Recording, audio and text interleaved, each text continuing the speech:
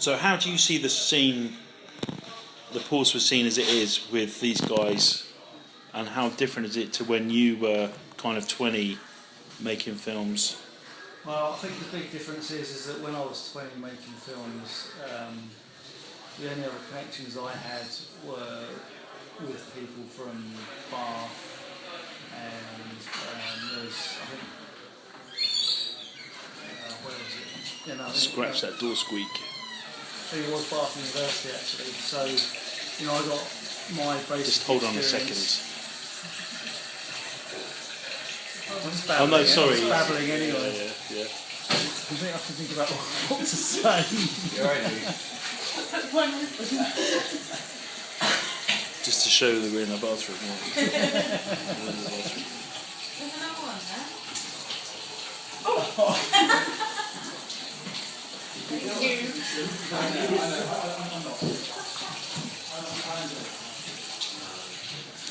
So, have you seen any of Mike's films? I've seen the game. Okay.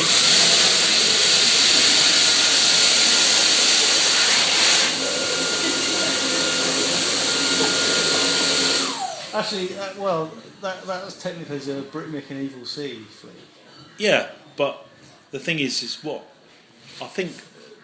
What I was interested in is Tom started talking about a community of people making film, because I'm just interested. I believe there's a difference between. Yeah, I mean the community when I was younger didn't really exist because we couldn't afford anything that could make anything near good quality stuff. I mean, And of course, if you're buying film, it costs. Yeah, I mean, you either had Super 8, which you had to splice together by hand, and you couldn't really do any sort of sound mixing, so cartridges were 3 minutes long, all that kind of stuff. You had, you could get a half decent, maybe a Video 8 camcorder, but then to edit that, you had to bounce stuff across VHS, which is obviously like low band, low resolution. So everything ended up looking like shit by the end of it. And that was a big obstacle for any audience to get over. It's like, well, this looks like shit, I'm not even going to bother watching it. Yeah. Whereas now, at least, even with a phone, you can get something that people aren't going to dismiss straight away because it looks terrible. Do you think these guys do you think Tom and Sam and that will be making film? How much do you think it's down to, the fact that they can grab a camera and it's fairly easy to you don't have to pay for film and stuff. Exactly. I mean, like I say, loads of people have mentioned the DSLR, and that has to an extent been revolutionary because it's a high quality piece of kit comparatively. It'll be full HD, it's recording in, which is just a billion times better than VHS really. It's digital, so there's no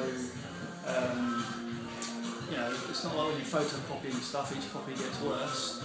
With digital, it'll be exactly pristine every time when you take it through the edit and through the post-production part. But the sounds are back.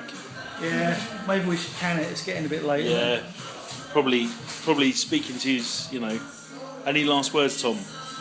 What's the future of filmmaking? YouTube. Yeah, do you know, it'll probably be something depressing, the future of filmmaking. Why is that depressing? Because it's any old shit that you can upload. Yeah, and there's no quality control. It gets a billion hits. There's no tastemakers, is that what you're saying? Yeah, I don't know. I mean, you can get revolutionary things from YouTube, but Two girls, one cup. I don't know. I don't know what the future of filmmaking is, but... Are you worried for... Well, I'll tell you what the future of filmmaking, it definitely isn't film. You can take that. Is it community film? Cooperatives. I don't know, because... But there was a London filmmakers co-op back in the 90s, so that's not even new. It's almost like sadly, it would be great. It would be like sort of utopian filmmaking if it was all community based and you could do what you want. But sadly, for most people, it's probably just going to be a lily pad. It's just going to be jumping from this one to the next one, which isn't a bad thing because everybody needs to progress. But it'd be nice if industry didn't swallow everything up. You still had some sort of community loyalty. But it's to make money. If there's no money to be made anymore. The thing is, even if there wasn't any money to be made for it, I don't have a job. Filmmaking I consider as my job. Every waking moment I'm either writing or doing something with film. So even if there is no money in it, as long as I get to survive and make films, I guess that's living the dream. True artist.